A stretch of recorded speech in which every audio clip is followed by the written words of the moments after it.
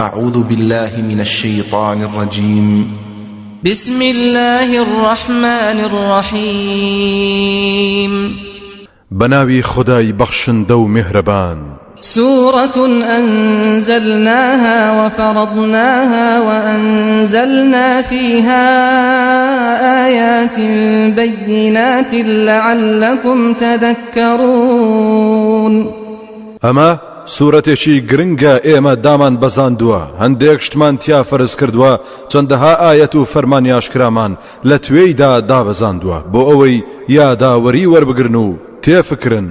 الزانية والزاني فاجلدوا كل واحد منهما 100 جلدة ولا تأخذكم بهما رأفة في دين الله إن كنتم تؤمنون بالله واليوم الآخر وليشهد عذابهما طائفة من المؤمنين. صدقام چی لا هەر یەک لە ئافرەت و پیاوی زیناکەر بوەشێنن بە زەینەتان گرێت لە بەجێهێنانی فەرمانی خوادا بۆیان. ئەگەر ئێوە باوەڕتان بە خودا و بە ڕۆژی دوایی هێناوە با دەستەیەکیش لە ئیمانداران ئامادەی سزاکەیان بن. الزاني لا ينكح إلا زانية أو مشركة والزانية لا ينكحها إلا زان أو مشرك وحرم ذلك على المؤمنين. پیاوی زیناکەر تەنها ئافرەتی زیناکەر یاخود مشریک مارە دەکات. ئافرەتی زیناکەریش تەنها پیاوی زیناکەر یاخود مشریک مارەی دەکات. هاوسەرێتی پیاوان و ئافرەتانێک کە بەردەوامن لەسەر زینا ئەوە لەسەر ئیمانداران حرام کراوە.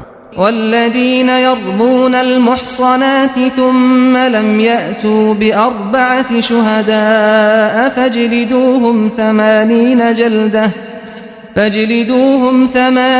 جلدة ولا تقبلوا لهم شهادة أبدا وأولئك هم الفاسقون.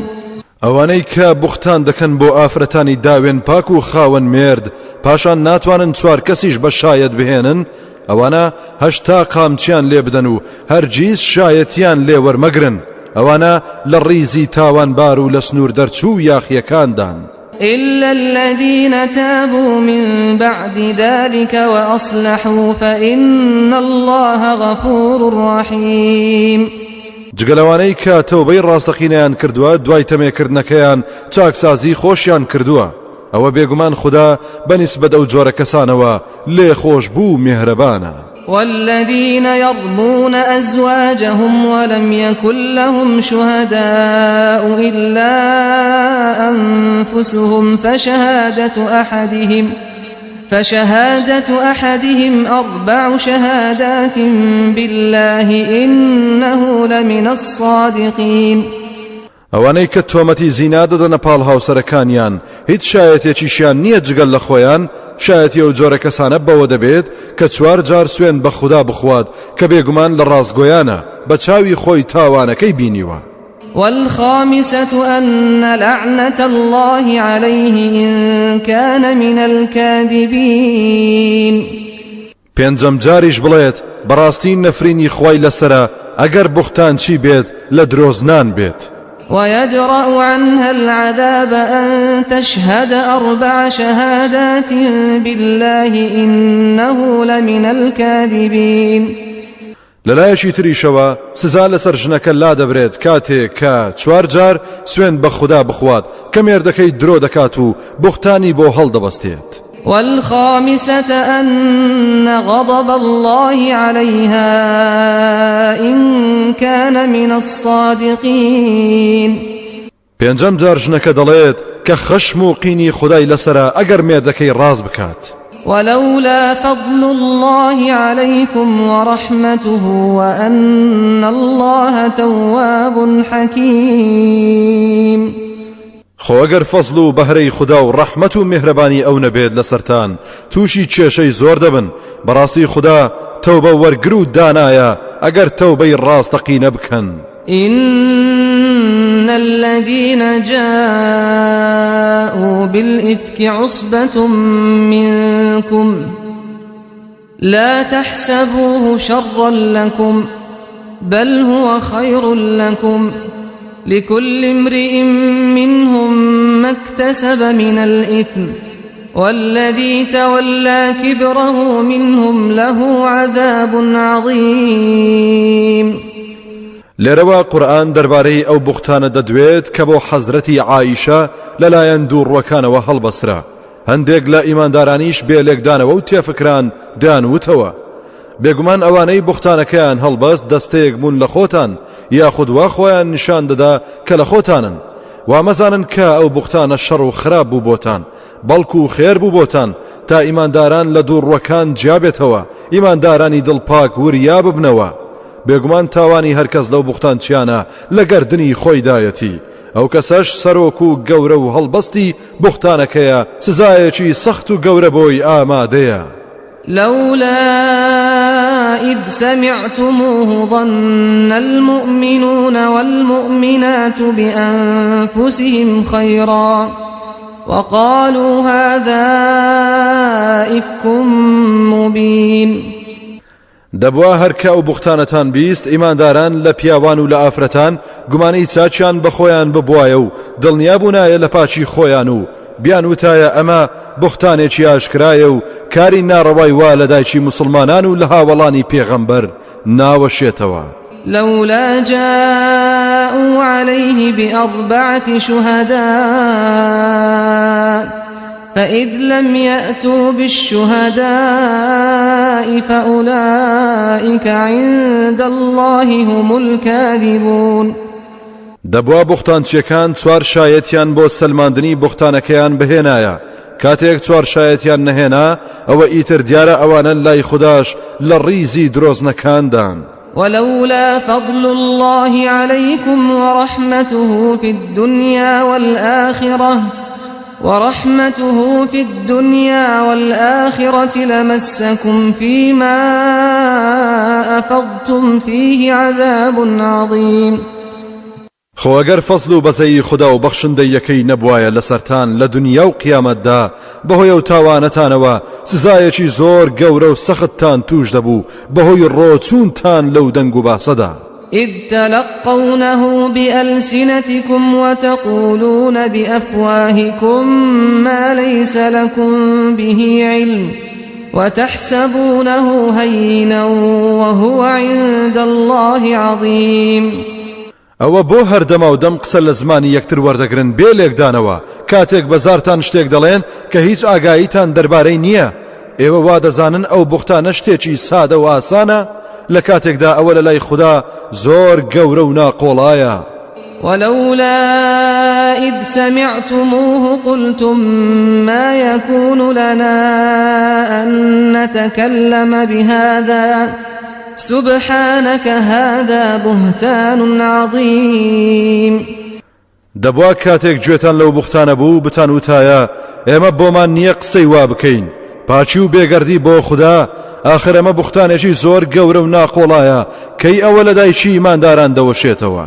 يعظكم الله أن تعودوا لمثله أبدا إن كنتم مؤمنين. خدا ئامۆژگاریتان دەکات کە نەکەن هەرگیز شتی ئاوا دووبارە بکەنەوە گەر ئێوە ئیماندارن. ويبين الله لكم الآيات والله عليم حكيم. خدا ئاەت و فەرمان و ڕێنموویەکانی ڕوون دەکاتەوە بۆتان تا یەکتر لەکەدار نەکەن بێگومان خدا زانا و دانایە. إن الذين يحبون أن تشيع الفاحشة في الذين آمنوا لهم عذاب أليم في الدنيا والآخرة والله يعلم وأنتم لا تعلمون. بەڕاستیەوانەی حەز دەکەن زینا و تاوان لەناو ئەوانەدا کە باوەڕیان هێناوە بڵاو ببێتەوە سزای پڕ ئێش و ئازار لەم جیهان و لەو جیهان بۆیان ئامادەیە و خدا خۆی چاک دەزانێت سەرنجامی زینا و شەڕواڵپیسی بەرەو کوێ دەچێت ئێوە نایزانن. ولولا فضل الله عليكم ورحمته وأن الله رؤوف رحيم. ئەگەر فەزل و میهرەبانی خودایی نەبوایە لەسەرتان بەو تۆمەت و بوختانەی کە هەڵبەسترا بۆ دایکی ئیمانداران تووشی بەڵایەکی سەخت دەبوون، بەڵام دڵنیابن کە بەڕاستی خوددا بە سۆز و میهرەبانە زوو تۆڵە ناسێنێت. يا أيها الذين آمنوا لا تتبعوا خطوات الشيطان ومن يتبع خطوات الشيطان فإنه يأمر بالفحشاء والمنكر ولولا فضل الله عليكم ورحمته ما زكى منكم من أحد أبدا ولكن الله يزكي من يشاء والله سميع عليم. ئەی ئەوانەی ئیمان و باوەڕتان هێناوە، شوێنی هەنگاو و نەخشە و پیلانەکانی شەیتان مەکەون. هەرکەس شوێنی هەنگاو و نەخشە و پیلانی شەیتان بکەوێت زەرەر دەکات، چونکە بەڕاستی شەیتان هەمیشە فەرمان بەکار و کردەوەی خراپ و گوناه و تاوان و ناشرینی دەکات. ئەگەر فەزل و میهرەبانی خوددا نەبوایە لەسەرتان ئەوە هەرگیز کەستان پاک و پوختە و ڕزگار نەدەبوون لە دەست بوختانچیەکان یاخود بەتەوبە پاک نەدەبوونەوە. بەڵام خوددا هەر کەسێکی بوێت و شایستە بێت پاک و پوختەی دەکات و لە گوناهەکانی دەبورێت. خودداش هەمیشە بیسەر و زانایە بەتەوبە و پەشیمانیتان و بەنیەتی دڵ و دەروونتان. ولا يأتل أولو الفضل منكم والسعة أن يؤتوا أولي القربى والمساكين والمهاجرين في سبيل الله وليعفوا وليصفحوا ألا تحبون أن يغفر الله لكم والله غفور رحيم. ئەوانەی کە خاوەنی سامان و بەخشندەین لە ئێوە با سوێن نەخۆن کە یارمەتی خزمان و هەژاران و کۆچبەران لە پێناوی خوادا نەدەن لەبەر ئەوەی بەشدار بوون لە وتنی بوختانەکەدا. دەبا لێبور دەبن، دەبا چاوپۆشی بکەن مەگەر حەز ناکەن خوددا لێتان خۆش ببێت. خودداش هەمیشە لێخۆش بوو میهرەبانە. إن الذين يرمون المحصنات الغافلات المؤمنات لعنوا في الدنيا والآخرة ولهم عذاب عظيم. بەڕاستی ئەوانەی ئافرەتانی ئیمانداری پاک داوێن و خاوەن مێرد و بێ ئاگال لە گوناه تۆمەتبار دەکەن، ئەوانە نەفرینیان لێکراوە لە دنیا و قیامەتدا و سزایەکی گەورە و سەخت ئامادەیە بۆیان لە تۆڵەی لەکەدارکردنی پاکاندا. يوم تشهد عليهم ألسنتهم وأيديهم وأرجلهم بما كانوا يعملون. لروجێکدا کە زمان و دەست و قاچیان لێیان دەبێتە شایەتێکی گۆیا لە بەرامبەر ئەو کردەوانەوە کە ئەنجامیان دەدا و ئەو بوختانانەی کە دەیان کرد. يومئذ يوفيهم الله دينهم الحق ويعلمون أن الله هو الحق المبين. ئەو ڕۆژە خوددا بە گوێرەی کار و کردەوە و ئیمان و باوەڕی حەقیقیان پاداشتیان دەداتەوە. ئەوسا چاک بۆیان دەردەکەوێت کە بەڕاستی خوددا خۆی زاتێکی ڕاست و دروستی ئاشکرایە، هیچ چی لێون نابێت. الخبيثات للخبيثين والخبيثون للخبيثات والطيبات للطيبين والطيبون للطيبات أولئك مبرؤون مما يقولون لهم مغفرة ورزق كريم. ژنانی ناپاک بۆ پیاوانی ناپاک و پیاوانی ناپخت بۆ ژنانی ناپخت، ئافرەتانی پاچیش بۆ پیاوانی پاک، پیاوانی پاچیش بۆ ئافرەتانی پاک. ئەو پاکانە بەرین لەو تۆمەتانەی کە ناپاکان هەڵی دەبەستن، چونکە محەممەدی پاک هاوسەری عائیشەی پاکە. بۆ ئەو چاکانە لێخۆش بوون و ڕزق و ڕۆزی بە نرخ ئامادەیە. يا أيها الذين آمنوا لا تدخلوا بيوتا غير بيوتكم حتى تستأنسوا وتسلموا على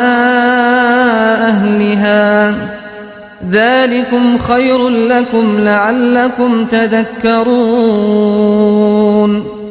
ئەی ئەوانەی باوەڕتان هێناوە مەچنە هیچ ماڵێکی تر جگەل لە ماڵەکانی خۆتان هەتا کارێک نەکەن کە ئەوان ئاگادار بن وەکو زەنگ لێدان یا لە دەرگادان پاشان کەمەڵەت دران سەلام بکەن لە خەڵکی ماڵەکە ئەوە چاکترە بۆتان و بەو شێوەیە ڕەفتار بکەن هەوڵ بدەن لە یادتان بێت و ئەو شێوازە فەرامۆژ نەکەن کاتی لەبار و گونجاو هەڵبژێرن بۆ سەردانەکانتان بۆ ئەوەی میوان و خاوەن ماڵ دڵیان بە یەک بکرێتەوە فإن لم تجدوا فيها أحدا فلا تدخلوها حتى يؤذن لكم وإن قيل لكم ارجعوا فارجعوا هو أزكى لكم والله بما تعملون عليم جاگەر کەستان نەبینی تیایدا یاخود هەستان کرد کەس لە ماڵ نییە مەچنە ژوورەوە هەتا مۆڵەت نەدرێن ئەگەر پێتان وترا بگەڕێنەوە کاتمان نییە یا کارمان هەیە بگەڕێنەوە بەبێ دڵگرانی ئەوە چاکترە بۆتان چاچیش بزانن خدا زانایە بە هەموو ئەو کار و کردەوانەی کە ئەنجامی دەدەن ليس عليكم جناح أن تدخلوا بيوتا غير مسكونة فيها متاع لكم والله يعلم ما تبدون وما تكتمون گوناهبار نابن ئەگەر بچنە ماڵێکەوە کەسی تێدا نیشتەجێ نەبێت و کەلوپەلی خۆتانی تێدا بێت خداش دەزانێت و ئاگادارە بەوەی دەری دەخەن و بەوەشی کە دەیشارنەوە قل للمؤمنين يغضوا من أبصارهم ويحفظوا فروجهم قل للمؤمنين يغضوا من أبصارهم ويحفظوا فروجهم ذلك أزكى لهم إن الله خبير بما يصنعون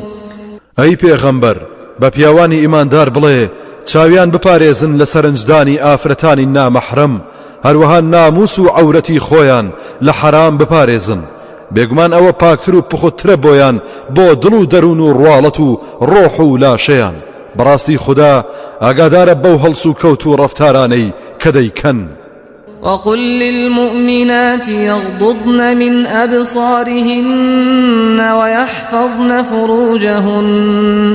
ويحفظن فروجهن ولا يبدين زينتهن إلا ما ظهر منها وليضربن بخمرهن على جيوبهن ولا يبدين زينتهن إلا لبعولتهن أو آبائهن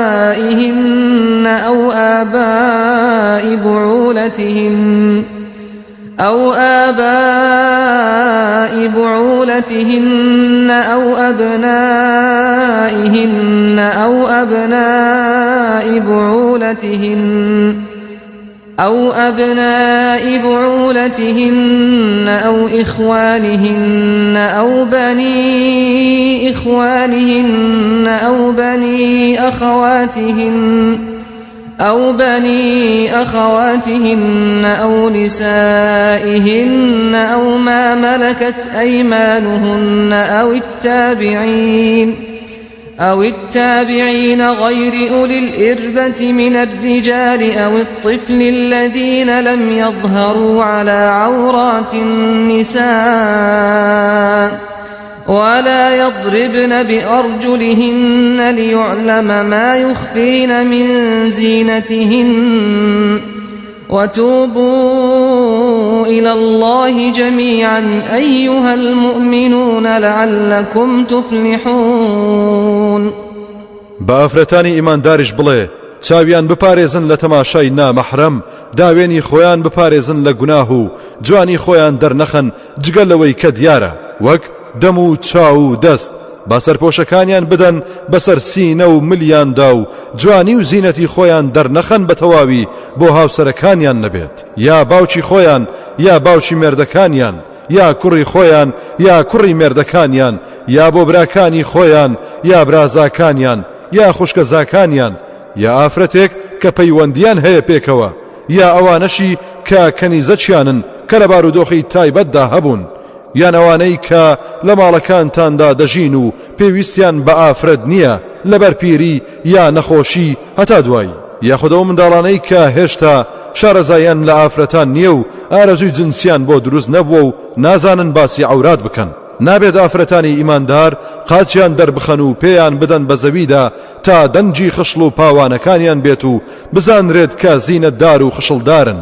کەواتە هەمووتان ئەی ئیمانداران بەرەو لای خوددا و بەدەستهێنانی ڕەزامەندی ئەو بگەڕێنەوە بۆ ئەوەی ڕزگار و سەرفراز بن.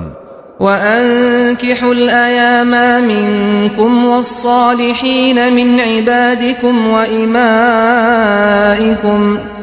إن يكونوا فقراء يغنهم الله من فضله والله واسع عليم. ژن بدەن بە پیاوانی بێژن و ئافرەتانی بێوەژن بدەن بەشوو، هەروەها ژن بدەن بە بەندە ساڵحەکانتان و کەنیزەکەکانیشتان بدەن بەشوو ئەگەر هەژاریش بن. ئەوە خوددا لە فەزڵ و بەخششی خۆی بەهرەوەریان دەکات. خدای گەورەش هەمیشە فراوانگیر و زانایە.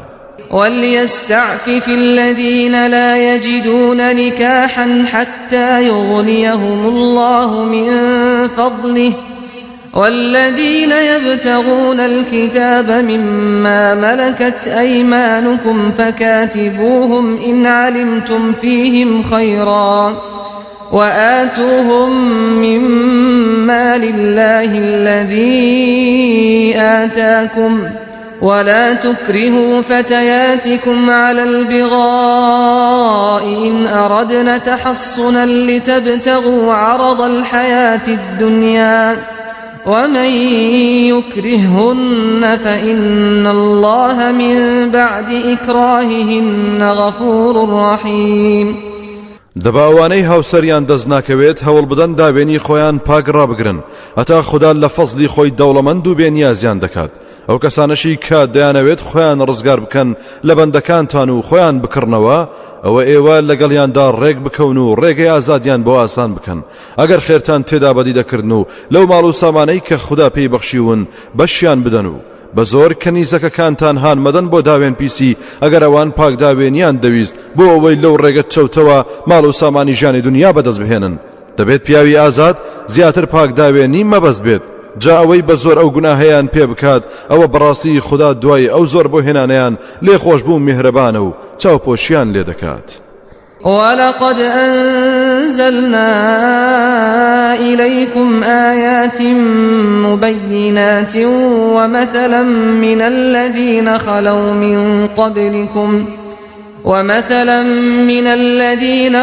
من قبلكم وموعظة للمتقين. سوێن بە خوددا بێگومان ئێمە چەندەها ئایەت و فەرمانیاشکرا و ڕوونمان بۆ دابەزاندون و هەروەها چەندەها نمونە و سەرگوزەشتەی ئەوانەی پێشخۆتان کە تێپەڕیان کردووە هاوڕێ لەگەڵ پند و ئامۆژگاری بۆ خوددا ناس و پارێزکاران. الله نور السماوات والأرض مثل نوره كمشكاة فيها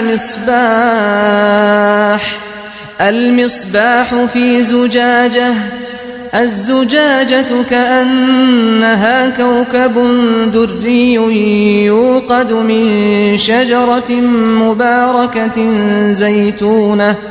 زيتونة لا شرقية ولا غربية يكاد زيتها يضيء ولو لم تمسسه نار نور على نور يهدي الله لنوره من يشاء ويضرب الله الأمثال للناس والله بكل شيء عليم.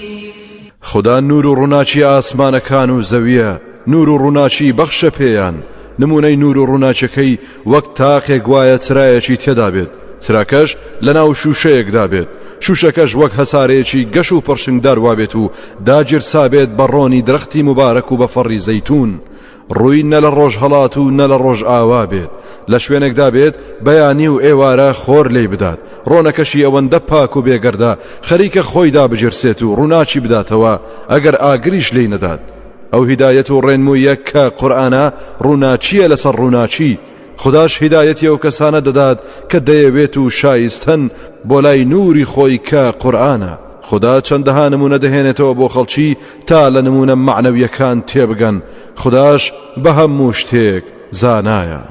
في بيوت أذن الله أن ترفع ويذكر فيها اسمه يسبح له فيها بالغدو والآصال. ئەو نورەش دەست دەکەوێت لە چەند ماڵێکدا کە مزگەوتەکانن. خدا فەرمانی داوە کە دروست بکرێن و بەرز بکرێنەوە و ناوی پیرۆزی ئەوی تیادا ببرێت. نوێژ و قورئان و وانەی ئاینی تێدا ئەنجام بدرێت و ستایش و تەسبیحاتی تیادا بکرێت لە بەیانیان و دەمە و ئێواراندا. رجال لا تلهيهم تجارة ولا بيع عن ذكر الله لا تلهيهم تجارة ولا بيع عن ذكر الله وإقام الصلاة وإيتاء الزكاة يخافون يوما تتقلب فيه القلوب والأبصار.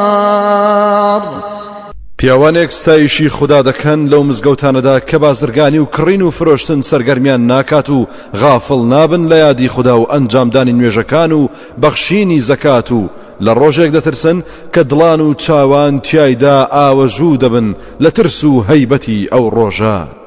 ليجزيهم الله أحسن ما عملوا ويزيدهم من فضله والله يرزق من يشاء بغير حساب.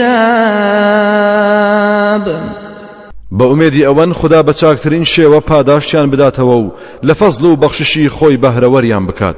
بەڕاستی خدا ڕزق و ڕۆزی بێسنوور دەبەخشێت بە هەر کەس کە بیەوێت و شایستە بێت. والذين كفروا أعمالهم كسراب بقيعة يحسبه الظمآن ماء حتى إذا جاءه لم يجده شيئا ووجد الله عنده فوفاه حسابه والله سريع الحساب. ئەوانەی کە ڕێبازی کوفریان گرتۆتە بەر کردەوەکانیان وەک تراویل کە و سەرابێک وایە لە بیابانێکدا بریسکە بداتەوە کەسێکی تین و وابزانت ئاوە بەتاڵوکە بۆی بچێت هەتا کاتێک گەیشتە لای دەبینێت هیچ نییە. ئەوسا کاتێک بەخۆی دەزانێت ژیانی کۆتایە و قیامەت بەرپا بووە. خداش ئامادەیە لە لایدا بە گوێرەی کردەوەی محاسەبەی دەکات و لێی دەپرسێتەوە. خداش بە خێرایی لێپرسینەوە ئەنجام دەدات. أو كظلمات في بحر لج يغشاه موج من فوقه سحاب ظلمات بعضها فوق بعض إذا أخرج يده لم يكد يراها ومن لم يجعل الله له نورا فما له من نور. یاخود کردەوەیان وەک چەندەها تاریکایی وایە کە لە ناو دەریایەکی قوڵدا شەپۆڵ لەسەر شەپۆڵ بدات بەسەریدا لەسەروشیەوە هەورێکی تاریک دایگرت بێت تاریکاییەکان چین چین لەسەر یەک نیشت بن کاتێک کە دەستی دەربهێنێت خەریکە دەستی خۆی نەبینێت لەبەر تاریکی بێگومان ئەوەی خدا نوری پێ نەبەخشێت هەرگیز نوری دەست ناکەوێت. ألم تر أن الله يسبح له من في السماوات والأرض والطير صافات كل قد علم صلاته وتسبيحه والله عليم بما يفعلون. ئایا نەتبینیوە کە بەڕاستی هەرچی و هەر کەس لە ئاسمانەکان و زەویدا هەیە تەسبیحات و ستایشی خدا دەکەن هەروەها باڵندەکانیش لە کاتێکدا پۆل پۆل بە ئاسماندا دەفڕن هەر هەمویان ستایش و پەرستش و تەسبیحاتی خۆیان زانیوە خداش هەمیشە زانایە بەوەی کە دەیکەن. ولله ملك السماوات والأرض وإلى الله المصير.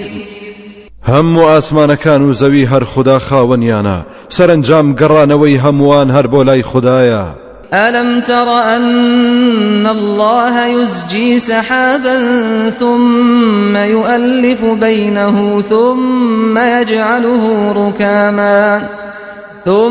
يجعله ركاما فترى الودق يخرج من خلاله وينزل من السماء من جبال فيها من برد فيصيب به من يشاء ويصرفه عن من يشاء يكاد سنا برقه يذهب بالأبصار. ئایا نابینیت کە بێگومان خوددا بە ئارامی و شوێنەی هەورەکان بە ئاسماندا دەبات دوایی پەیوەستیان دەکات بە یەکەوە ئەوسا کەڵەکەیان دەکات لەسەر یەک اینجا دەبینیت لە توێی ئەو هەورانەوە کە وەکو چێوان باران و تەرزە دەبارێنێت کاتێک کە بەفڕۆکە سەر و هەورەکان دەکەوین بە چاچی بۆمان دەردەکەوێت کە هەورەکان وەک چیا چوون بە ئاسماندا و دۆڵ و شیو لە نێوانیاندا هەیە.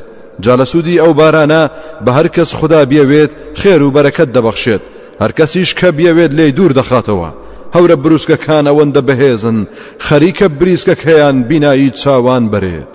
يقلب الله الليل والنهار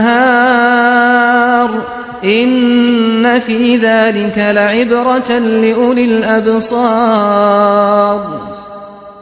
خدای گەورە ئاڵوگۆڕ بە شەو و ڕۆژ دەکات بەڕاستی ئالە و شتانەدا پند و ئامۆژگاری هەیە بۆ خاوەن دید و ڕۆشنبیرەکان. والله خلق كل دابة من ماء فمنهم من يمشي على بطنه ومنهم من يمشي على رجلين ومنهم من يمشي على أربع يخلق الله ما يشاء إن الله على كل شيء قدير. هەروەها خوددا هەموو زیندەوەرێکی لە ئاوێکی تایبەت دروست کردووە جا هەیانە لەسەر سکی دەڕوات هەشە لەسەر دوو قاچ دەڕوات هەشە لەسەر چوار پێ دەڕوات. خوددا هەرچی بوێت دروستی دەکات بەڕاستی خوددا دەسەڵاتی بەسەر هەموو شتێکدا هەیە. لقد أنزلنا آيات مبينات والله يهدي من يشاء إلى صراط مستقيم. سوێن بە خوددا بێگومان ئێمە چەندەها بەڵگەی ڕوون و ئاشکرامان دابەزاندووە و خوددا هیدایەتی هەر کەسێک کە ویستی لەسەر بێت و خۆشی بیەوێت دەدات بۆ ڕێگە و ڕێبازی ڕاست و دروست. ويقولون آمنا بالله وبالرسول وأطعنا ثم يتولى فريق منهم من بعد ذلك وما أولئك بالمؤمنين. دووڕوەکان تەنها بە زمان دەڵێن ئێمەش باوەڕمان هێناوە بە خوددا و بە پێغەمبەر و فەرمان بەرداریشین کەچی لەوە دوا دەستەیەکیان ڕوو وەردەجێڕن و درۆ دەکەن ئەوانە ئیماندار نین. وإذا دعوا إلى الله ورسوله ليحكم بينهم إذا فريق منهم معرضون. ئەوانە کاتێک بانگ دەکرێن بۆ لای بەرنامەی خوددا و پێغەمبەرەکەی تا فەرمان ڕەوابێت لە نێوانیاندا خێرا دەستەیەکیان پشت هەڵدەکەن و ناڕەزایی دەردەبڕن. وإن يكن لهم الحق يأتوا إليه مذعنين. خۆ ئەگەر شەرع حەقەکە بەوان بدات ئەوە بە ملکەچی و فەرمان بەرداریەوە دێن بۆ لای. أفي قلوبهم مرض أم ارتابوا أم يخافون أن يحيف الله عليهم ورسوله بل أولئك هم الظالمون. ئایا ئەوانە لە دڵەکانیاندا نەخۆشی کوفر و خوددا نەناسی هەیە یان گومانیان هەیە لە دادپەروەری پێغەمبەر و قورئان یاخود دەترسن لەوەی کە خوددا و پێغەمبەری ستەمیان لێ بکات نەخێوانیە ئەوانە هەر خۆیان ستەمکارن چاویان بە حەق هەڵنایەت إنما كان قول المؤمنين إذا دعوا إلى الله ورسوله ليحكم بينهم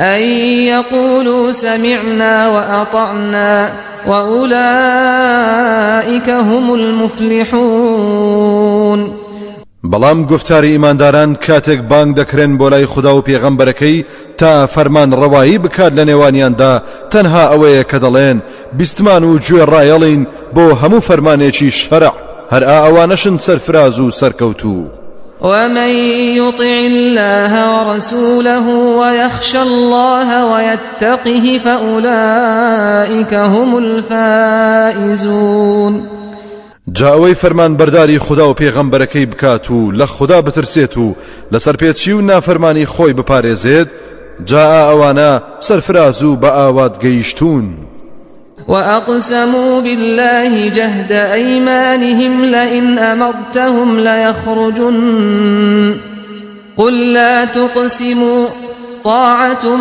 معروفة إن الله خبير بما تعملون دوڕوەکان سوێندی گەورە بە خوددا دەخۆن ئەگەر فەرمانیان پێ بدەیت کە دەرچن بۆ خەبات و جیهاد دەردەچن و ئامادەن پێیان بڵێ سوێند مەخۆن ملکەچی ئێوە زانراوە و دیارە هەموو کات کردار و گفتارتان جیایە بەڕاستی خوددا ئاگایە بەو کار و کردەوانەی کە ئەنجامی دەدەن قل أطيعوا الله وأطيعوا الرسول فإن تولوا فإنما عليه ما حمل وعليكم ما حملتم وإن تطيعوه تهتدوا وما على الرسول إلا البلاغ المبين پێیان بڵێ فەرمان بەرداری خوددا و فەرمان بەرداری پێغەمبەر بن خۆ ئەگەر پشتیان هەڵکرد ئەوە ئەو تەنها گەیاندنی پەیامی خودای لەسەرشانە ئێوەش سەرپێچی و یاخی بوونەکەتان لەسەرتان دەکەوێت خۆ ئەگەر فەرمان بەرداری بن و گوێڕایەڵ و ملکەج بن بەڕاستی ئەوە هیدایەت وەردەگرن دڵنیاش بن کە ئەرچی سەرشانی پێغەمبەر تەنها گەیاندنێکی ڕوون و ئاشکرایە و هیچی تر نییە وعد الله الذين آمنوا منكم وعملوا الصالحات ليستخلفنهم في الأرض كما استخلف الذين من قبلهم وليمكنن لهم دينهم الذي ارتضى لهم وليبدلنهم من بعد خوفهم أمنا يعبدونني لا يشركون بي شيئا ومن كفر بعد ذلك فأولئك هم الفاسقون خدا بەڵێنی دڵنیا بەخش و تەواوی داوە بەوانەی باوەڕیان هێناوە لە ئێوە و کار و کردەوە چاکەکانیان ئەنجام داوە بەڕاستی لە ئایندەیەکی نزیکدا جێنشین و پایەداریان دەکات لە وڵاتدا هەروەک چۆن ئیماندارانی پێش ئەمانی جێنشین کردووە و ئەو دین و ئاینەیان بۆ دەچەسپێنێت خدا خۆی پێ ڕازیە هەروەها ترس و بیمیان بۆ دەگۆڕێت بە ئارامی و هێمنی ئەو کاتە ئیتر بە تەواوی هەر من دەپەرستن و هەرگیز هیچ جۆرە هاوڵ و شەریکێکم بۆ بڕیار نادەن ئەوسا ئەوەی دوای ئەو پایەداریە بێباوەڕ بێت ئەو جۆرە کەسانە هەر تاوانبار و لە سنوور دەرچوون وأقيموا الصلاة وآتوا الزكاة وأطيعوا الرسول لعلكم ترحمون ئەی ئیمانداران نوێژەکانتان لە کاتی خۆیدا بە چاچی ئەنجام بدەن و زەکاتی ماڵەکانتان بدەن و فەرمان بەرداری پێغەمبەریش بکەن بەڵکو ڕەحمتان پێ بکرێت لا تحسبن الذين كفروا معجزين في الأرض لا تحسبن الذين كفروا معجزين في الأرض ومأواهم النار ولبئس المصير ومەزانە ئەوانەی کە بێ باوەڕ و خوددا نەناز بوون لە دەست سزا و تۆڵەی خوددا لەسەر زەوی ڕزگاریان دەبێت ئەوانە لە قیامەتدا شوێنیان ئاگری دۆزەخە ئای چ سەرنجامێکی خراپە. يا أيها الذين آمنوا ليستأذنكم الذين ملكت أيمانكم والذين لم يبلغوا الحلم منكم 3 مرات من قبل صلاة الفجر وحين تضعون ثيابكم من الظهيرة ومن بعد صلاة العشاء 3 عورات لكم ليس عليكم ولا عليهم جناح بعدهن طوافون عليكم بعضكم على بعض كذلك يبين الله لكم الآيات والله عليم حكيم. ئەیەوانەی باوەڕتان هێناوە با بەندە و ئەو منداڵانەتان کە هێشتا نەگەیشتونەتە تەمەنی هەرزەکاری لە 3 کاتدا فێری ئەوە بکرێن مۆڵەت بخوازن لە سەردانی ژووری نووستنی ژن و مێردا پێش نوێژی بەیانی کاتی نیوەڕۆ کە پۆشاکتان دادەنێن بۆ حەوانەوە لە دوای نوێژی خەوتنان 3 کاتە کە لەوانەیە عەورەتی ئێوەی تێدا دەربکەوێت با کەسی تر نەتان بینێت لە دوای ئەو 3 کاتە قەی ناکات بۆ ئێوەش و ئەوانیش کە بگەڕێن بەناو یەکدا و بچن بۆ لای یەکتر. ئابەو شێوەیە خوددا ئاەتەکانی خۆیتان بۆ ڕوون دەکاتەوە تا تووشی کێشەی دەرونی نەبن. خودداش هەمیشە زانا و دانایە بەوەی کە دەبێتە مایەی خێر و خۆشیتان. وإذا بلغ الأطفال منكم الحلم فليستأذنوا كما استأذن الذين من قبلهم كذلك يبين الله لكم آياته والله عليم حكيم. هەر کاتێک منداڵەکانتان بالغ بوون با ئەوانیش مۆڵەت بخوازن وەکو چۆن کەسانی پێش ئەمان مۆڵەتیان خواستووە لە کاتی هاتوو چۆکردنی ژووری دایک و باوکدا. ئابەو شێوەیە خوددا ئاەتەکانی خۆیتان بۆ ڕوون دەکاتەوە و خوددا زانا و دانایە بە بەرژەوەندیەکانتان. والقواعد من النساء اللاتي لا يرجون نكاحا فليس عليهن جناح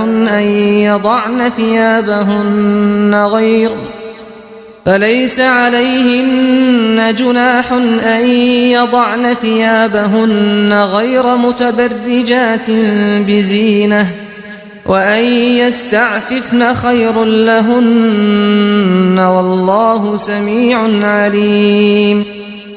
ئەو ئافرەتە پیر و پەککەوتانەی کە بەتەمای شوکردن نین قەی ناکات ئەگەر هەندێک لە پۆشاچیان دابنێن لە کاتێکدا جوانی خۆیان دەرنەخەن خۆ ئەگەر پۆشتە بن ئەوە چاکترە بۆیان خودداش بیسەر و زانایە بە نیەت و خەتەرە و خەیاڵی دڵەکان. ليس على الأعمى حرج ولا على الأعرج حرج ولا على المريض حرج ولا على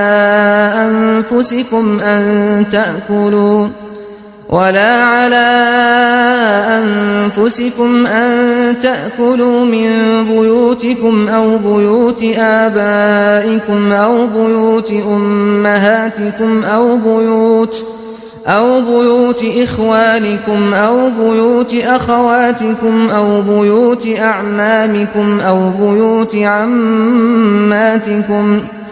أو بيوت أخوالكم أو بيوت خالاتكم أو ما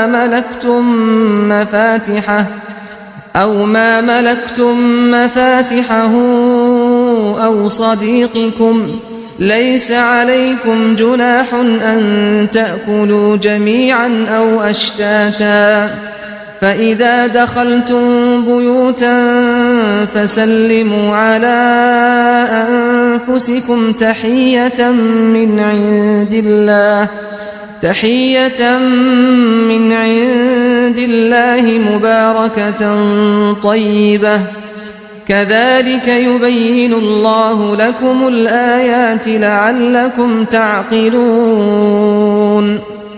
شوێر و نابینا گوناه و گلەیان لەسەر نییە هەروەها شەل نەخۆش هەروەها خۆشتان کە خواردن بخۆن لە ماڵی خۆتان یان ماڵی باوکانتان یا ماڵی دایکانتان یا ماڵی براکانتان یا ماڵی خوشکەکانتان یا ماڵی مامەکانتان یا ماڵی پورەکانتان خوشکانی باوک یا لە ماڵی خاڵەکانتان یا لە ماڵی پورەکانتان خوشکانی دایک، یا ئەو ماڵەی کە کلیلی لەلای ئێوەیە یا ماڵی هاوڵتان، هیچ گوناهتان ناگات کە بە کۆمەڵ لەسەر یەک سفرە نان بخۆن یاخود جیابەجیا. هەر کاتێک چوونە هەر ماڵێک سەلام لە خۆتان بکەن و سەلام لە یەکتر بکەن. سەلامێک لەلایەن خودای گەورەوە کە پڕ لە بەرەکەت و فەڕ و جوانی و پاچی. ئابەو شێوەیە خوددا ئاەتەکانی خۆیتان بۆ ڕوون دەکاتەوە بۆ ئەوەی بیر و هۆش بکەنەوە و لێکی بدەنەوە کە چ پەروەردگارێکی دڵسۆزمان هەیە، چۆن دەیەوێت ژیانمان بە شێوەیەک ڕێک بخات کە بە خۆشی و شادی پێکەوە بژین، دوور لە گرفت و کێشەی دەرونی و ڕەوشتی و کۆمەڵایەتی. إنما المؤمنون الذين آمنوا بالله ورسوله وإذا كانوا معه على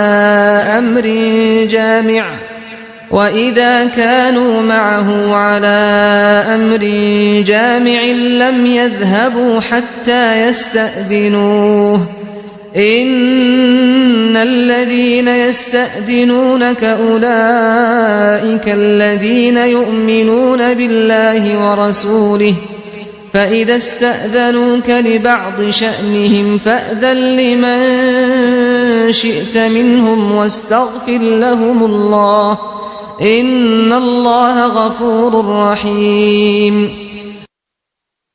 بەڕاستی ئیمانداران ئەوانن کە باوەڕیان هێناوە بە خودا و بە پێغەمبەرەکەی و هەر کاتێک کۆ دەبنەوە لە خزمەتیدا بۆ کارێکی گرنگ و پێویست کە هاوکاری دەوێت ناڕۆن و خۆیان نادزنەوە هەتا مۆڵەت نەخوازن. بەڕاستی ئەوانەی کە مۆڵەتت لێ دەخوازن هەرەو کەسانن کە باوەڕیان بە خودا و پێغەمبەرەکەی هەیە. هەر کاتێک بۆ کارێکی تایبەتی خۆیان داوای مۆڵەتیان لێ کردیت ئەوە مۆڵەتی ئەوانە بدە کە دەتەوێت و داوای لێخۆشبوونیشیان لە خوددا بۆ بکە. بەڕاستی خوددا لێخۆشبوو میهرەبانە. لا تجعلوا دعاء الرسول بينكم كدعاء بعضكم بعضا قد يعلم الله الذين يتسللون منكم لواذا فليحذر الذين يخالفون عن أمره أن تصيبهم فتنة أو يصيبهم عذاب أليم. ئەیاوەران نەکەن بانجی پێغەمبەر بکەن وەک ئەوەی خۆتان لە نێوان یەکتردا بانجی یەک دەکەن، چونکە دەبێت قەدری پێغەمبەری خوددا تایبەتی بێت. بێگومان خوددا دەزانێت بەوانەی کە خۆیان پەنهان دەکەن و خۆ دەدەستنەوە لە کار و فرمان. دەباوانەی کە سەرپێچی لە فەرمانی دەکەن بترسن لەوەی کە تووشی تاقیکردنەوەیەکی سەخت یا تووشی سزایەکی بە ئێش ببن. ألا إن لله ما في السماوات والأرض قد يعلم ما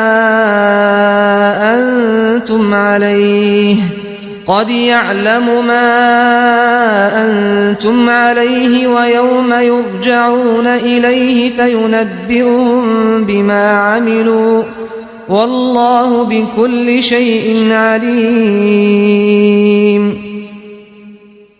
ئاگادار بن کە هەرچی لە ئاسمانەکان و زەویدا هەیە خوددا خاوەنیانە، زۆر بە چاچی دەزانێت ئێوە چی دەکەن و خەریکی چین. ئەو ڕۆژەش کە دەبرێنەوە بۆ لای هەواڵی هەموو ئەو کارانەیان پێدەڵێت کە ئەنجامیان داوە و خوددا هەمیشە بە هەموو شتێک ئاگا و زانایە.